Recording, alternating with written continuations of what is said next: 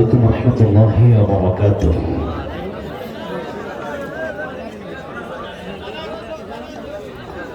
আসলে এভাবে অনেক আগে স্টেজে উঠতাম, তবে আজকের এই প্রোগ্রামটা আমার কাছে স্মৃতিময় হয়ে থাকবে।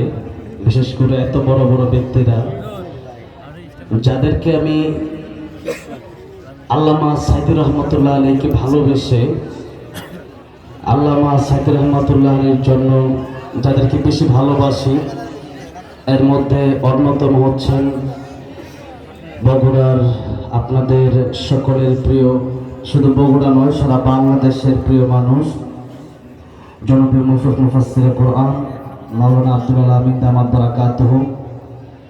এই প্রোগ্রামটা যখন করবেন তখনই আমার সাথে কথা বলেছেন, আমি এতে নিজেকে ভাগ্যবান মনে করছি।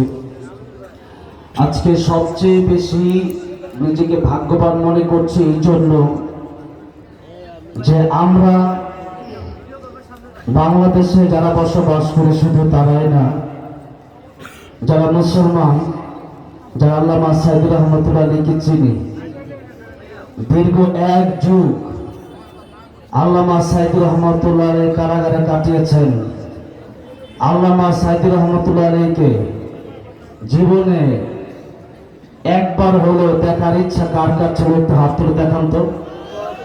লিল্লাহি তাকবীর, লিল্লাহি তাকবীর। হাত নামা। আজকে আমাদের সামনে যখন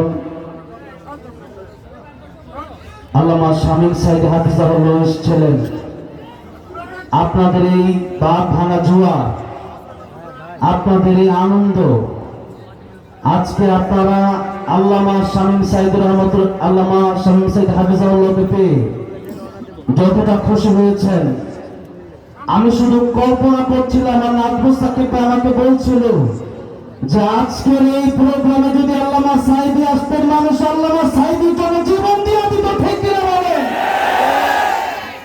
আল্লামা সাইদি রহমতুল্লাহ আলাইহি মরে নাই, আল্লামা সাইদি রহমতুল্লাহ আলাইহি মরে নাই। আল্লামা সাইদি রহমতুল্লাহ আলাইহিকে জালেম সৈয়দের কোনে আছে শহীদ করেছে। ঠিক কিনা বলেন?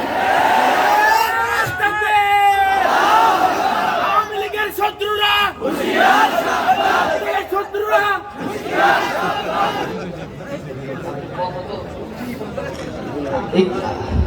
স্লোগান দেওয়ার সময় যারা হয়তো উনি ঘোষণা ফেলেছেন, আমি যে কথা বলছি, আমি আল্লাহি বিল্লাহি তাল্লাহি আল্লাহর কসম করে বলছি, বাংলাদেশে সবচেয়ে বেশি আমি ভালোবাসি আল্লামা সাইদিকে। আপনারা ভালোবাসেন কি বাসেন? আজকের এই বগুড়া এত সুন্দর মাহফিলের এই ধারা রেখে গেছেন আল্লামা সাইদি রহমতুল্লাহ আলাইহি। ঠিক কিনা বলেন? আমি হাসিনা ক্ষমতায় থাকাকালীন এই সঙ্গীত যখন লিখেছিলাম, আমাকে বাংলাদেশের অসংখ্য এমপিরা বলেছিল যে এই সঙ্গীত তুমি কেন লেখলা? একজন মানুষ মারা গেছে, ওনাকে তুমি শহীদ বলে দিলা। আমি বলছি কয়েকটা কারণে আমি শহীদ বলেছি। এক নম্বর কারণ হচ্ছে আল্লামা সাইদুর রহমতুল্লাহ আলাইহি উনি চুরি ডাকাতি করে জেলখানায় যায় নাই, উনি রাহাজানি উনি খুন খারাপিরা হাজারি করে জেলখানায় যায় নাই। আল্লাহর কোরআনের পক্ষে কথা বলতে গিয়া আল্লামা সাইদি একটা যুগ কারাগারে কাটিয়ে দিয়েছে। সুতরাং নবীজির কাছে একজন সাহাবী এসেছিলেন, সেই ঘটনা আমার আল্লামা সাইদুর রহমতুল্লাহ শহীদ হওয়ার পর আমার মনে হয়েছে সেই ঘটনা। সাহাবীর নাম ছিল আব্দুল উজ্জা। এরপরে নবীজির কাছে আসার পর নাম রেখেছে নবীজি আব্দুল্লাহ। নবীজি জিজ্ঞাসা করেছিলেন, আব্দুল্লাহ তোমার জীবনে কি ইচ্ছা আছে? আব্দুল্লাহ রাদিয়াল্লাহু আনহু বলছিলেন, ইয়া রাসূলুল্লাহ, ইয়া হাবিবাল্লাহ, আমার জীবনে দুনিয়ার কোনো আকাঙ্ক্ষা ইচ্ছা আমার নাই। আমার জীবনে একটা ইচ্ছা, আল্লাহ যেন আমার শহীদ মৃত্যু দান করেন, যে মৃত্যুর সময় কষ্ট হয় না, কবরে মুনকার নাকির আসে না, বিনা হিসাবে আল্লাহ জান্নাত দান করেন, ওই মৃত্যু আমি চাই। নবীজি দোয়া করলেন। সাহাবী আব্দুল্লাহ রাদিয়াল্লাহু আনহু শহীদ জিহাদের ময়দানে গেলেন। তো জিহাদের ময়দানে যাওয়ার পর আব্দুল্লাহ রাদিয়াল্লাহু আনহু ওই যুদ্ধটা হয় নাই, আসার সময় পথে ইন্তেকাল করলেন। নবীজি তাকে বললেন সে শহীদ হয়েছে। আল্লাহর রাস্তায় ইন্তেকাল ইন্তেকাল করলে শহীদ হয়। আর আল্লামা সাইদ রহমতুল্লাহ শুধু আল্লাহ রাস্তায় নয়, আমরা বিশ্বাস করি ইনজেকশনের সাথে 20 বিষয়ে শহীদ করে দেওয়া হয়েছে। আমি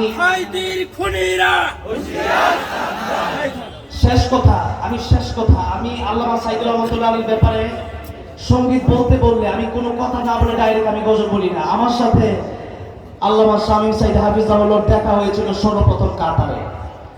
আমি সেদিন নজরুল শিখতে হয়েছিলাম, হুজুর সেদিন অঝুরে কেঁদেছিলেন। আজকে দ্বিতীয়বার আমার দেখা হলো। আমাকে না বললেও আমি এই সঙ্গীত আজকে শোনাতাম, কিন্তু হৃদয় কিছু কথা না বললে হয়তো হৃদয় কিছু ব্যথা আমার থেকে যেত। সেই জন্য আজকে সঙ্গীতটা বলবো। এই সঙ্গীত বলার পর আপনারা সবাই হুজুরের জবান থেকে আলোচনা শুনবেন। আর যারা দাঁড়িয়ে আছেন মেহেরবানি করে, যেহেতু বসার জায়গা এখনো আছে, আপনারা বসে খেতে ভালো হয়। আল্লামা সাইদি তুমি মরণি, শহীদ হয়েছ তুমি তাই জানি। আল্লামা সাইদি তুমি মরণি, শহীদ হয়েছ তুমি তাই জানি।